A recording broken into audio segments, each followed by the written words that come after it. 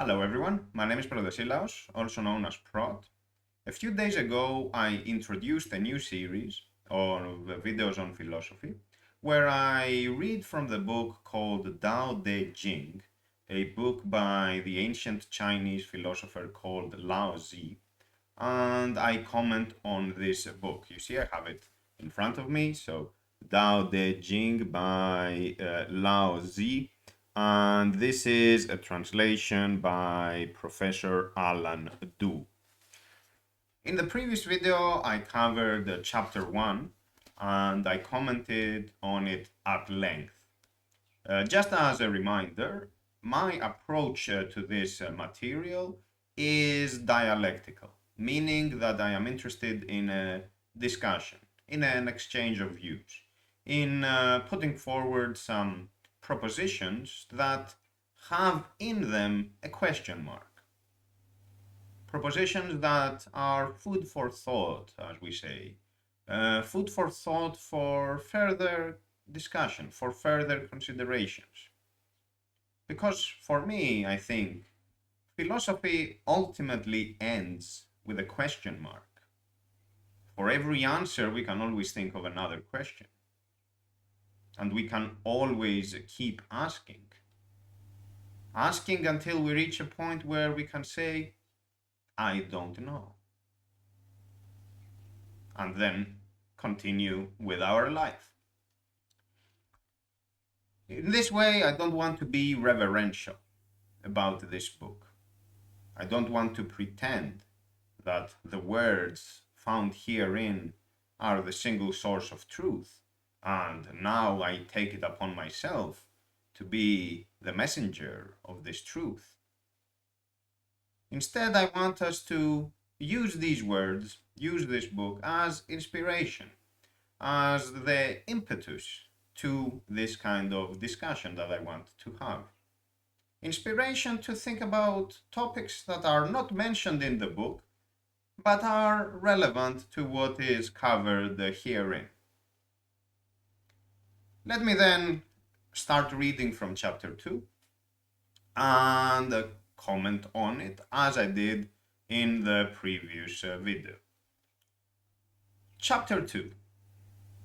All under heaven know the idea of beauty due to the idea of ugliness.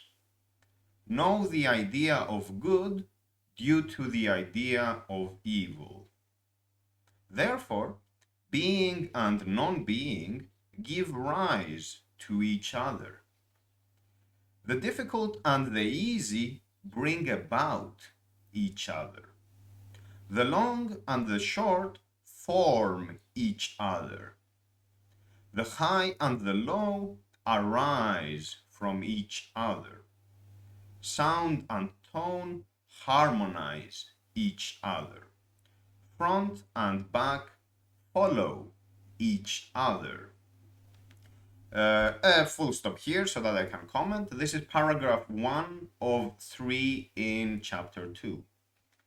What we are exposed to here is the idea that the world consists of pairs, or we could say of binaries.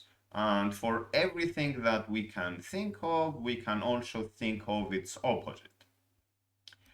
This, however, is not the only way to think of things, because we can always think of things in triangular relations or in circular relations. Think, for example, about the color red. What is the opposite of red? Perhaps you may be inclined to say that the opposite of red is green or blue. Or you may say that it's a complement, which is cyan. Of course, depending on the color theory, but the complementary color of red. And while those are interesting ideas, they are not actually the opposite of red. The opposite of red, in this case, must be a color which is non-red. So the opposite of a given presence is its absence within the same class. So this would be the idea. So while we can always think of binaries in affirmative ways, such as the presence of beauty and the presence of ugliness, we can also think of them in terms of negation, the presence of beauty and the absence of beauty, or the presence of non-beauty, whatever that is, when it comes to appearance. The thing to bear in mind here is that we don't have to think in terms of binaries in order to understand the world. What really matters is that when we are thinking about presences, when we are discerning patterns in the cosmos, we can always find elements of differentiation. But we also find things that are in common. We always find that which is common in the multitude. For example, red and cyan may be different colors, but in a manner of speaking, they are also the same. Both are color. So it depends on what we are looking at. Are we looking at the factors of differentiation, or are we looking at that which is common in the multitude of those instances of differentiation? The point to consider here is that we understand the world analytically. Analytics means that we discern a pattern, an idea of the pattern, and we think of it in isolation. We think of it independent of the cosmic continuum. We think of it as if it has a standalone presence, as if.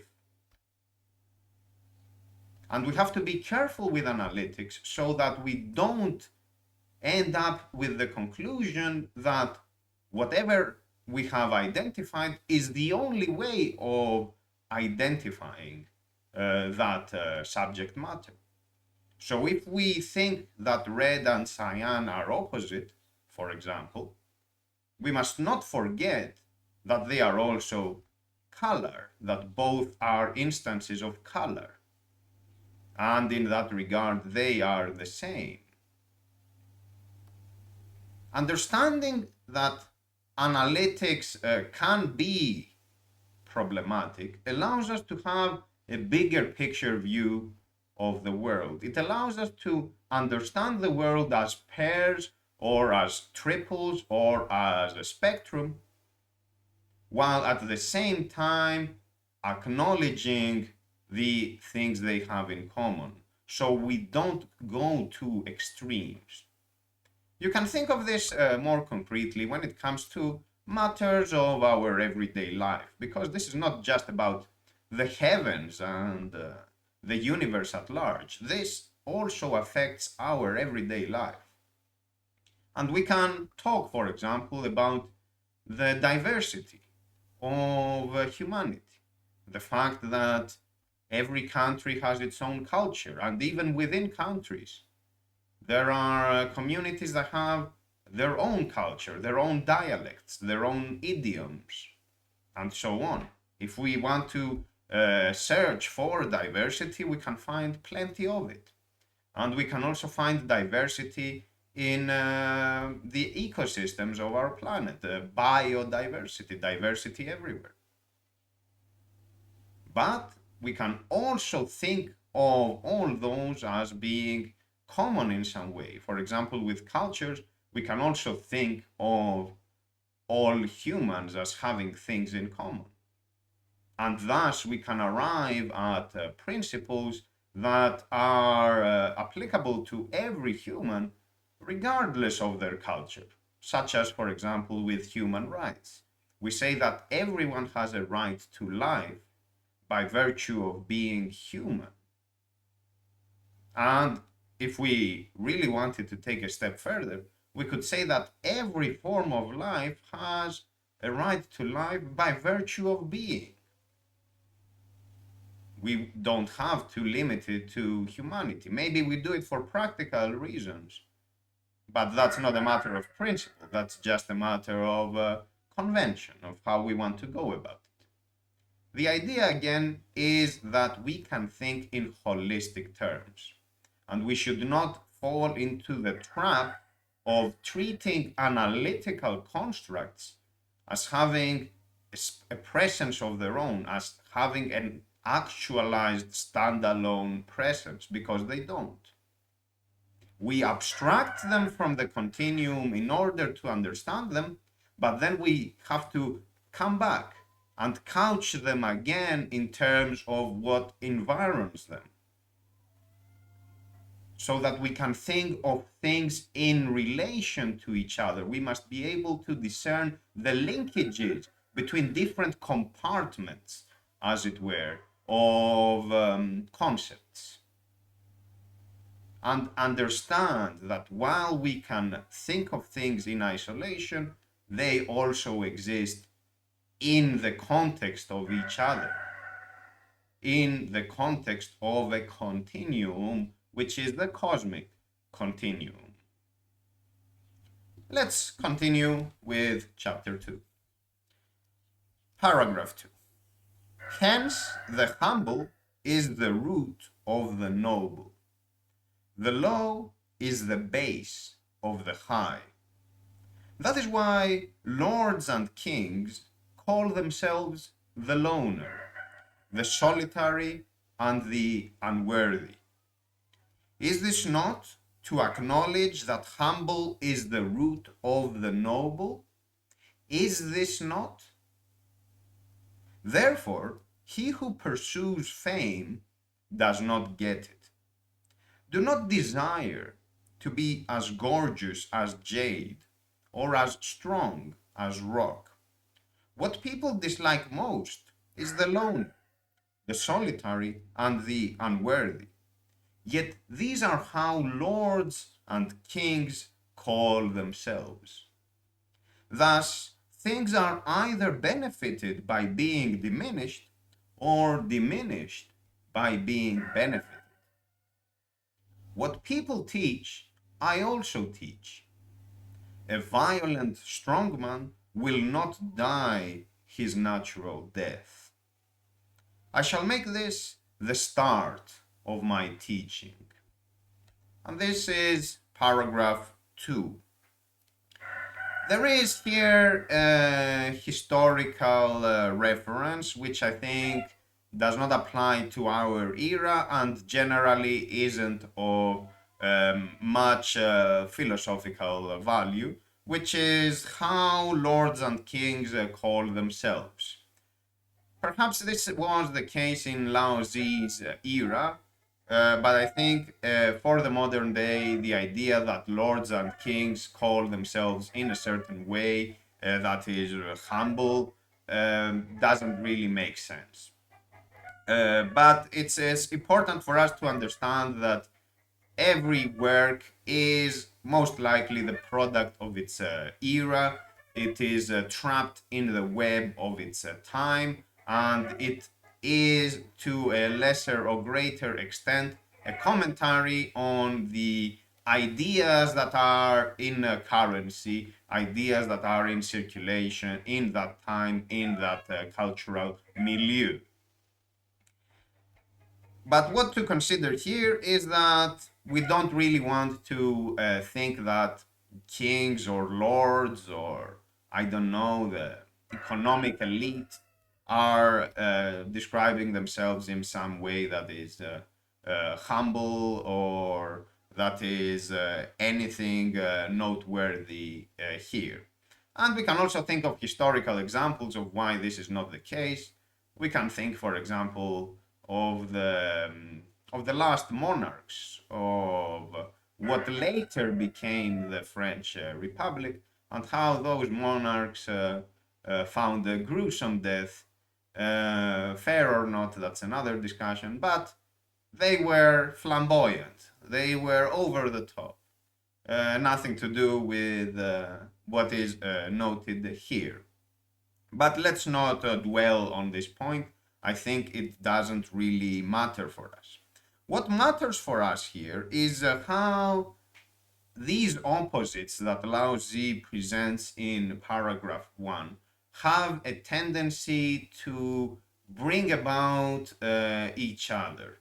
And this is the idea like things are either benefited by being diminished or diminished by being benefited. And we can think of this in many ways. For example, someone just wants to do the right thing and is actually humble, and others acknowledge in this humility the honesty of the person and actually applaud the person for it, even though the person was not seeking any accolades, was not seeking any recognition, but they get it regardless. However, this is not really practical for generalized purposes. Because if we go back to this idea that we can only understand beauty because of ugliness or ugliness because of beauty, we would be inclined to think that if you want beauty, you should be pursuing ugliness in the hope of bringing about its opposite. But this is not a recipe that feels intuitive. It feels wrong. It feels wrong because while hoping for the opposite, you will be getting that which you are pursuing. So while expecting beauty, you will be dealing with ugliness, whatever that is. And that's something that doesn't sound like an interesting proposition, like something that is worth doing. I think what is more interesting here is to take a step back and think of what is not mentioned in this book, but what we can infer from it and what we can think of based on other knowledge that we have outside the confines of this book and this tradition at large. I am reminded, while reading this, I am reminded of the concepts of Empedocles. Empedocles was an ancient Greek philosopher from the city of Akragas, modern day Agrigento, in Sicily. And among the things that Empedocles put forward, among his propositions, was this notion of strife and companionship or affinity. The idea that there is in the cosmos, there are the forces of attraction and what is the opposite of attraction? I am blanking right now, but you know what I mean, the opposite of attraction. Things pull themselves together or are pulled apart. So the idea would be then that the binaries or the pairs or the spectrum, however we want to go about it, are in a sense pulling each other together, are attracting each other because we can only understand them as pairs or as triples or as a spectrum. We cannot understand them without that which they are attracted to. We cannot understand red and cyan independent of color and thus independent of all the other colors.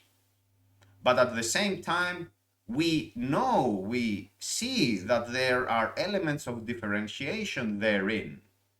So while they are attracting each other in the sense of being bound by the same pattern, that which they have in common, they are also pushing each other apart.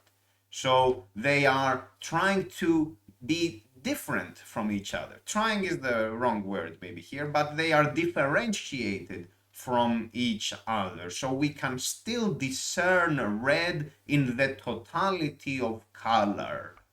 So even though they are attracted, all colors are attracted by virtue of being colors, they are also differentiated from each other, and we can spot all those differences.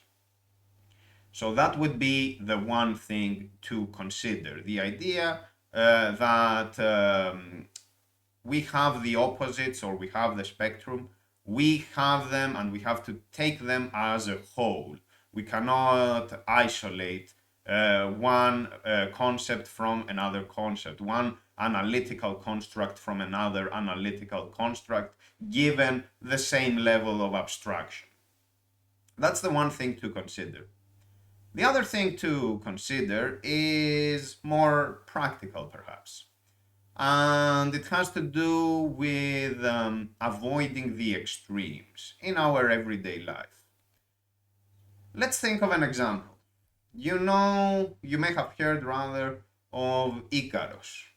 There is this myth. Icarus was a brilliant inventor. We could say a brilliant scientist or innovator, a visionary. A person who had a great ambition to allow humanity to traverse the skies, to use wings and to fly around, something that we cannot do right now. So to liberate humanity from their pedestrian condition, as it were, to make us fly and be free in that regard. So we can think that Icarus wanted something noble, something noteworthy, something worth trying. So Icarus develops this patent which works. So he has wings and he manages to set flight.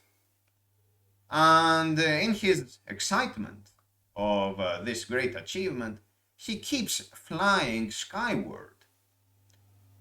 In doing so, he does not understand that there are limits imposed on our condition. Limits that are external to us. Factors that are not operating in accordance with or in alignment with our volition. Things that are generally not governed by us. So as Icarus keeps moving skyward, his wings start melting because he is getting too close to the sun. And eventually he comes down crashing because his wings can no longer sustain him in the air, can no longer keep him in the air. What we learn from this is that in everyday life, it is very hard to live on the extremes. It is very hard or outright impossible to live on the extremes. We have to try to find a balance between the extremes. We shouldn't be oscillating between the extremes. We should rather try to identify the middle way, try to find what is the notional midpoint and try to move towards that direction. And by finding this midpoint or this middle way, we will be able to live in a way that is consistent with our actuality. We will live in a way that is sustainable, in a way that causes the minimum amount of friction, as it were, to our condition and contributes to our wellness. I want here to introduce some concepts from the ancient Greek tradition. These are the maxims that we find in the temple of Apollon in Delphi. Delphi is a place in Greece, a place in the mountains, and Apollon is, among many things, the god of harmony. So I have, just a second, let me bring this up because I have written this already just for your convenience. So we have those three maxims that I have written here. This is the original, this column here is the Greek version and then my translation of them. So we have three concepts, three maxims that are all about moderation. This idea of finding the middle way and trying to live within your means. Don't be like Icarus. Don't go above and beyond what your condition renders good for you, what your condition renders viable for you. Let's talk about them. So we have miden agan, which means do nothing in excess. Don't exaggerate, we could say. So try to find what the midpoint is, what the middle way is, and avoid those deviations towards the extremes. We can think of this in practical terms. When we are discussing politics, for example, try to be deliberative. Try to think about what the other side has to say. Be open-minded and try to have a rounded understanding of the topics. Don't be parochial. Don't force yourself into a niche and think that everybody else is wrong and everybody else is your enemy and what you are saying is the absolute source of truth. Avoid that extreme, because that extreme is most likely wrong. And if you pursue it fully, maybe you will end up like Icarus. Continuing with those maxims. Γνώθησε αυτόν. Know yourself. You have to know who you are in order to understand what your limits are, in order to know where you should be operating at, what your midpoint is, where is the middle way. Because this is particularized, it is not the same for everyone.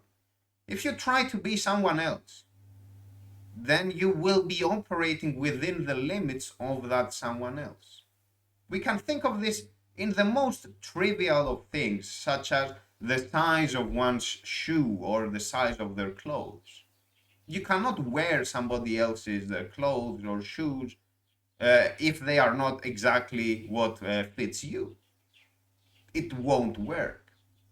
And more so when we start applying it to more complex issues, such as matters of disposition, matters of character, matters of behavior, how we interact with others, how we deal with pressure, how we cope with responsibilities. We cannot afford to be another. We cannot play that game. It is not sustainable. It undoes us from within. It forces us into submission and we suffer. We have to know who we are. And implicit in this, it is not stated, but I think it is clear. You have to accept who you are. It's not just a matter of knowledge. It's a matter of internalizing that knowledge and actualizing it, making it a part of your everyday life, make it a part of your conduct. So know yourself and accept yourself. Accept yourself in order to find the middle way. How will you find it otherwise? My middle way is not your middle way. My extremes are not necessarily your extremes. What is normal for me may be extreme for you, and so on for everybody. To know yourself, however, is not easy. It is not easy at all, because the self does not have a standalone presence. Nothing in the cosmos has a standalone presence. All that is in relation to all other presences in some way, is in the context of something. It is not in nothing, as I explained at length in episode 1 of this series. Nothingness for us is untenable. We can only think of somethingness. We can only conceive of somethingness. We can only talk about that which is patternful. We cannot talk about patternlessness.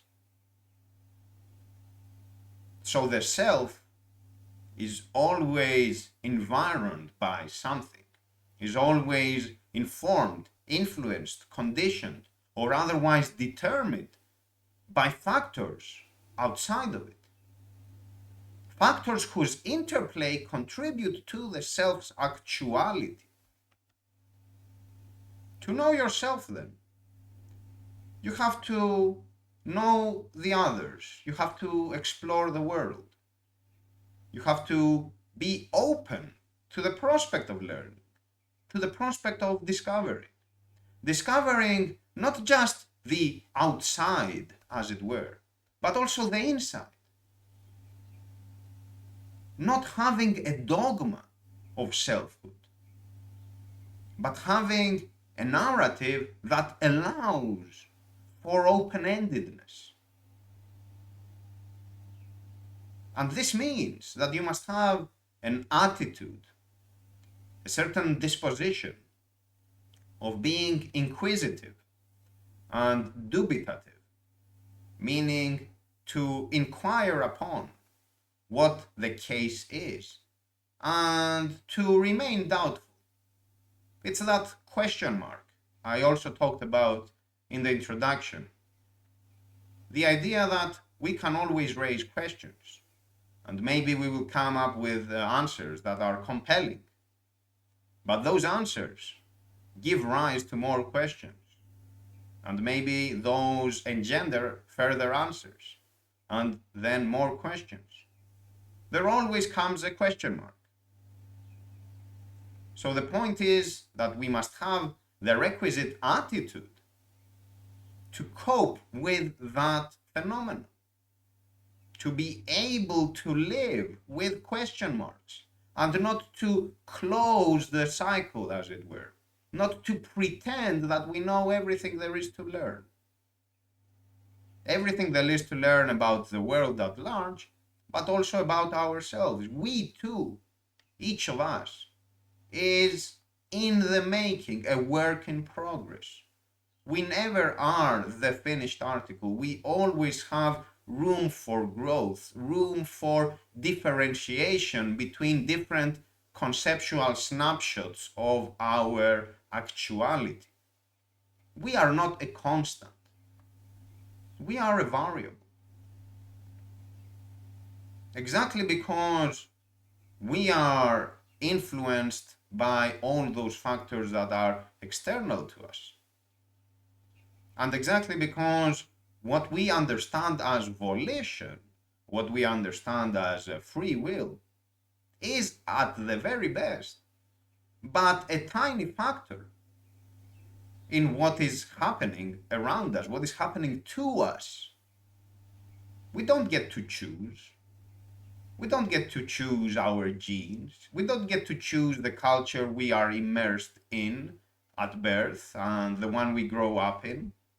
We don't get to choose what we will study, what we will be exposed to at an early stage. We don't get to choose, for example, the bully that annoys us, that attacks us at school. We don't get to choose our neighbors at that early stage, or how we will be treated at the supermarket or whatever. There are lots of things that we may be taking for granted, but these have a profound effect on our actuality. And so on further in life as well. The idea that you can refashion yourself from the roots to the branches, as it were, is, I think, an illusion. You can change a lot of things, yes, but there are magnitudes that remain there forever, magnitudes that you cannot affect. So to know yourself is to remain open to the possibility of knowing. And to know yourself means to accept what you have, work with what you have. Don't have grief. Don't be apologetic about it. Oh, if only I was not the person I am. If only I were different. I wish I was this other person. You cannot act on that. That's only leading to your demise. That's only harming you. The only thing you can do is to be yourself. The only thing that is sustainable is that which your condition renders viable, that which is within your means. And finally, we have the third maxim, engia para data. This is a bit tricky to translate because Ata here is the inclination of the name Ati. Ati is the goddess of ruin or destruction, or generally we would say strife. So here the idea is that certainty, assurances, are standing right beside the goddess of ruin. They are in the vicinity of ruin, in the vicinity of destruction. Think again about Icarus. He was certain that his invention was the greatest thing ever. He was certain that what he did was fantastic. But because he did not know himself well enough, because he did not know the world very well enough, he did not understand the limits imposed on us from forces exterior to us, in this case, the sun and gravity and so on.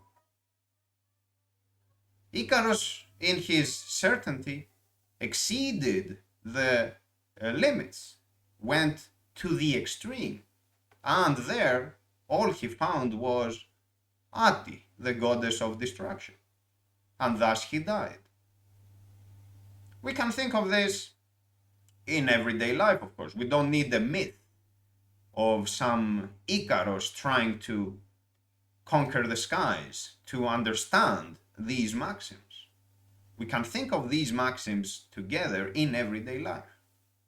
Think about the daredevil, the 18-year-old who is riding a 1,000cc motorcycle on the highway without wearing a helmet, and they are driving at full speed. What do you think that is? That is exactly the hubris of being certain that you can handle this, that somehow you are better than everybody else, that your ability to drive that vehicle at that speed balances out the lack of safety, the fact that you are not wearing a helmet, for example, that you are riding on a road that is not designed for you to be at full speed, as if you are alone there. How many times do we hear about people finding their death because they were basically reckless? But what is recklessness? Recklessness is exactly this thing. Not being mindful of your condition, not understanding your actuality, not knowing who you are, and by extension, not realizing what the limits are. So you go towards the extremes. You are operating in a manner that is excessive.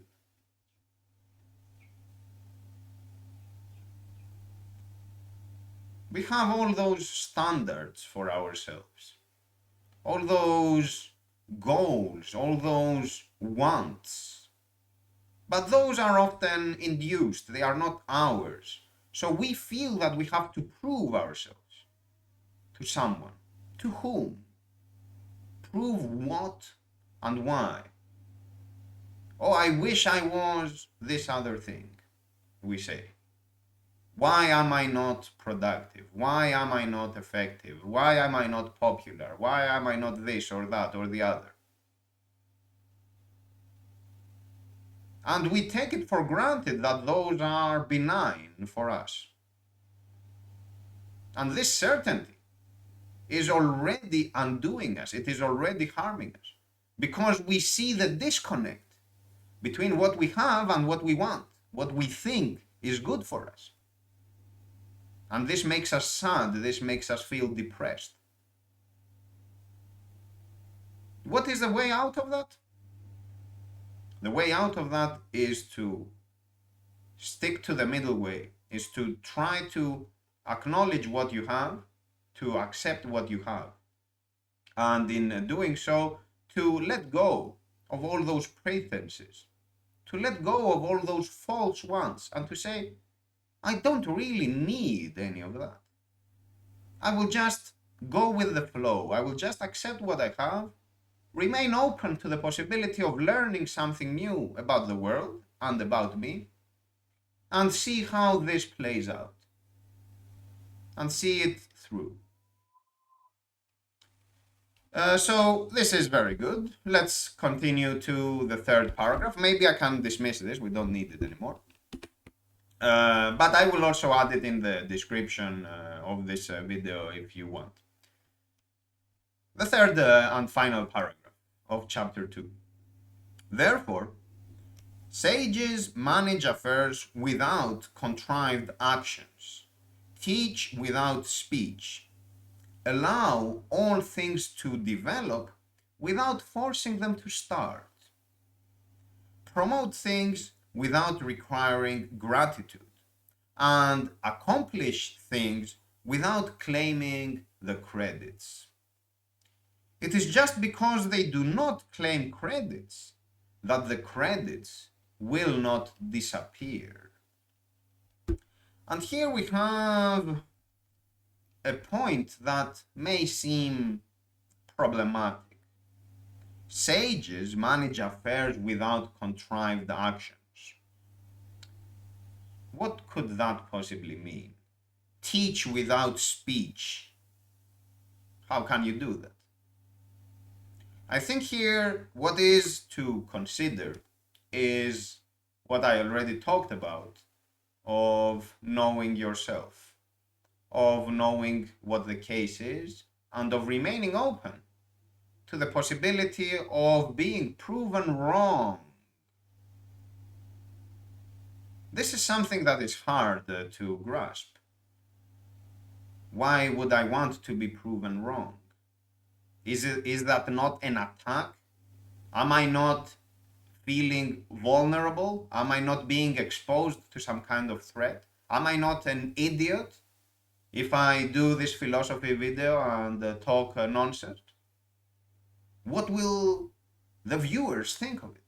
Oh, I am such a fool. No, don't worry about it. Being proven wrong is a blessing. It's one of the best things that can ever happen to you, because it emancipates you from falsehood. You have this idea that governs your actions, that contributes to your everyday thinking or to your thinking in general. And this idea is wrong. And you have someone point that out to you and says to you effectively, even if they don't mean it that way, my friend, what are you doing? This is the way. And now you are liberated from that falsehood. You are emancipated from the confines, from the shackles of that falsehood, that false idea. And now you can see the world from a different perspective. Is that not a great thing? To be proven wrong. I think that's the best thing that can happen. So what we have here, the idea of knowing yourself, the idea of knowing the cosmos, of trying to know, the idea of maintaining this disposition, this attitude of being inquisitive and dubitative, necessarily means that you have to be honest. You have to be honest that when some antithesis is presented to your thesis, you will be honest to say, yes, I am wrong, and yes, this is the correct way. And by being honest in this way, you don't formulate dogmatic views. You don't pretend that what you say is the only thing that can be said. You don't cling on to what you have as if it is an extension of your body, as if losing it is like losing a limb or a vital organ. Rather, you are not invested in your narratives, in your propositions, in your ideas. You are aloof. You keep a certain distance between what you have and who you are. And you allow yourself to lose what you have, what you think is yours. You recognize that it is not actually yours. You recognize that even your narrative of selfhood, even your impression of self is not yours. Because exactly you do not have a standalone presence. Exactly you are the function. You are a function, rather, of factors in their interplay. Factors that are external to you. So you are not dogmatic. And in not being dogmatic, you do not have to act for the sake of acting. You do not have to say something when you know that it is not true. You do not have to do things in ways that close the cycle, as it were, in ways that remove the question marks. The key word here in this paragraph is sages. Sages manage affairs without contrived actions. Another word for sage, I think, a more appropriate word, is philosopher, because sage is a lofty standard and basically no one is a sage. Whereas philosopher is something that we can all achieve. Philosopher literally means a friend of wisdom. How do we befriend wisdom?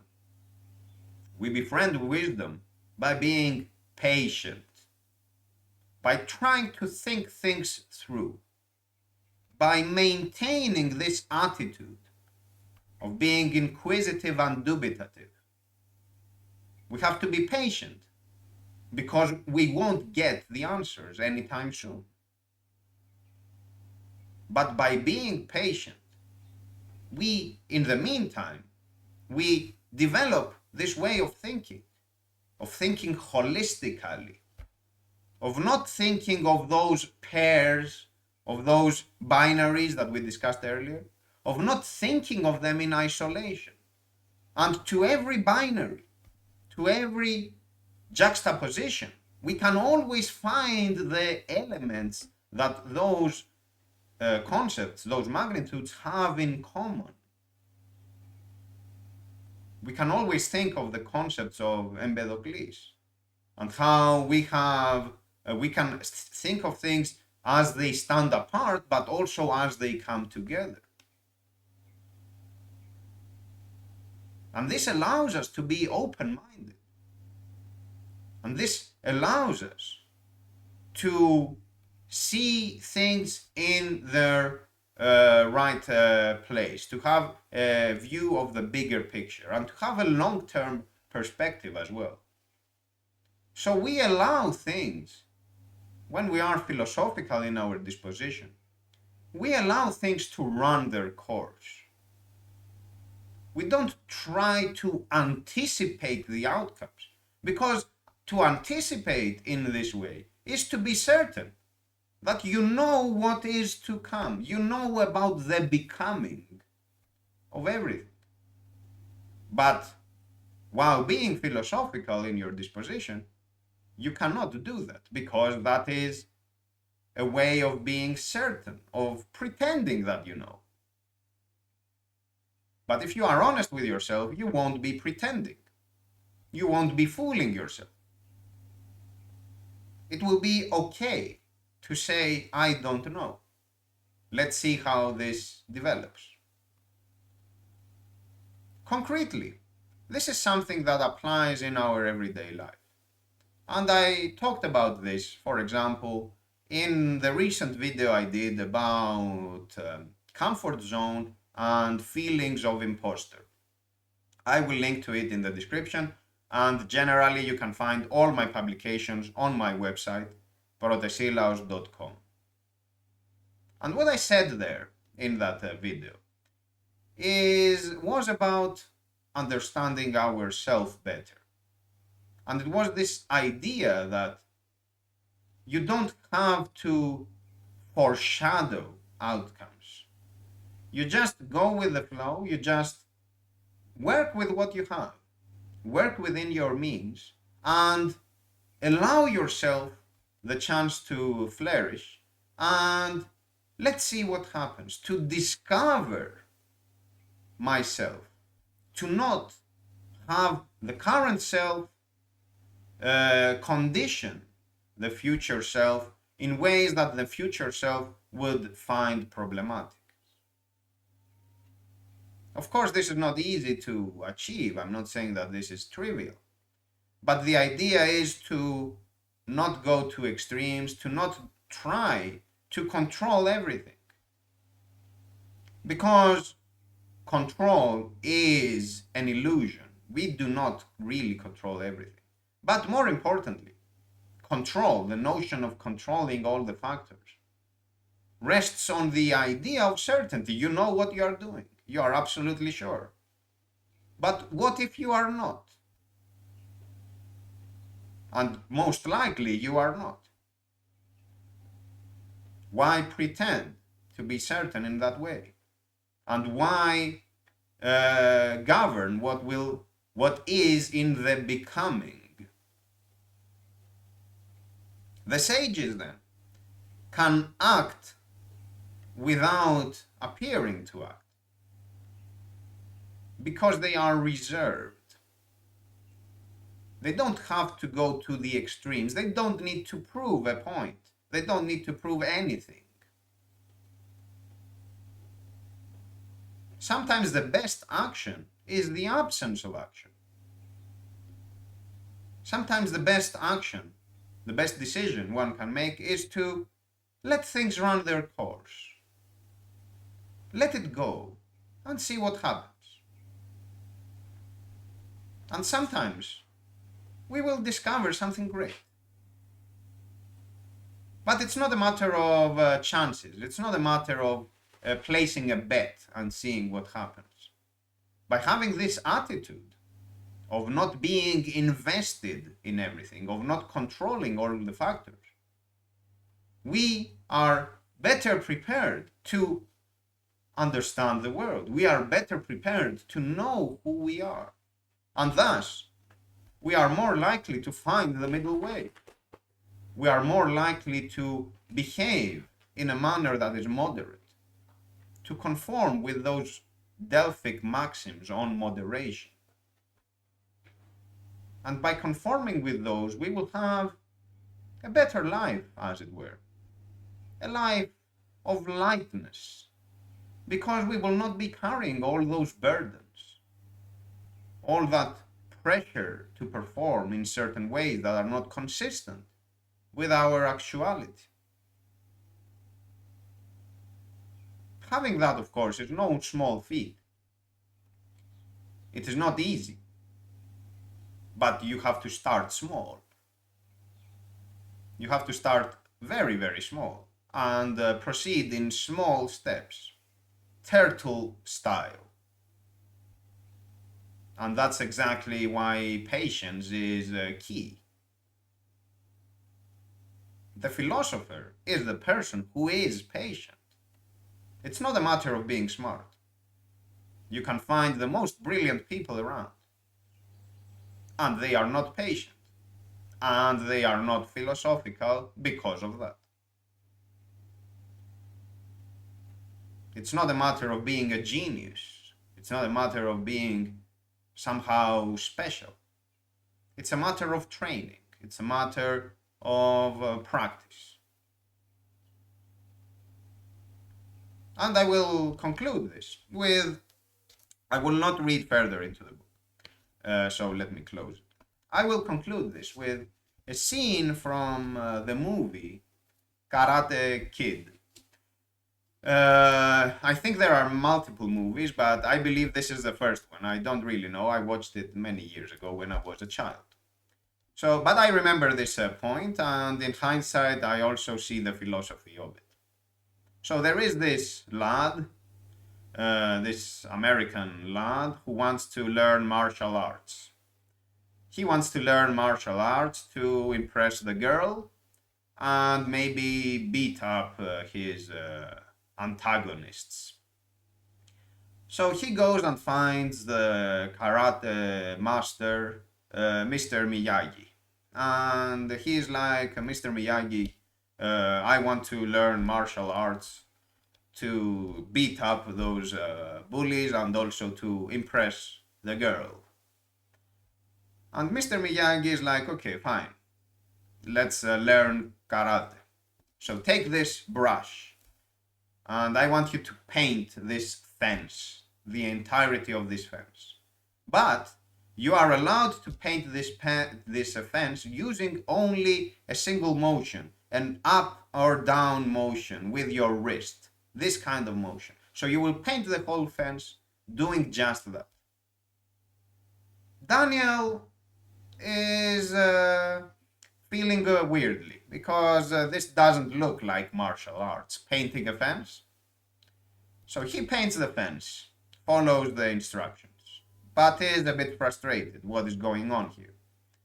He finds Miyagi after he does the job and is like, Mr. Miyagi, I want to learn karate. What are we doing here? What should I do now? And Miyagi is like, okay, great. I want you to take this. I forget now what it is, but I want you to wash the glasses of this, the doors of this house. I want you to wash everything in this house, the walls and so on. And he gives him a sponge or something and a bucket of water. And he's like, you have to do only one motion though. You have to do a semicircular motion like this. Nothing else, just that. And Daniel, the lad that wants to learn karate, does not understand what is going on. He is very frustrated. What Miyagi is trying to teach the young lad is that in order to learn karate, in order to learn anything in life that involves a degree of sophistication, anything in life that requires considerable investment in time and effort, you have to be patient. You have to have the perseverance to do things repetitively. Because if you don't have that sort of patience, how will you actually practice punching and kicking? How will you actually deal with the hits that you take? How will you actually get up after you fall down? If you don't have the patience, if you don't have this sense of longer term objective, of starting small and slowly working your way towards something. This is not about karate, of course. This is a lesson for life. It's not about learning to kick people or to punch people. This is about developing a certain character, a certain attitude, a certain disposition of wait and see. Be patient. Be patient. Allow yourself to discover yourself. Allow yourself to learn about the world. Try to remain doubtful. Don't be certain of who you are, of what you want, of how great you are, of how amazing you are. Because down that path you will only find the goddess of destruction. Avoid the extremes then. and you will see how you can conduct yourself in a way that is philosophical throughout. That's all for today, folks. Thank you very much for your attention. I will continue reading from this book. There are lots of interesting things to discuss here. Concepts that are found in the book, but also concepts that are not found in the book, but I am inspired to talk about just by reading this book. And I think this sort of synthesis is consistent with my approach of not being reverential about this book, of being dialectical, of wanting to engage in a discussion, of wanting to provide food for thought. That's all for today. Thank you very much for your attention. Goodbye for now, and take care.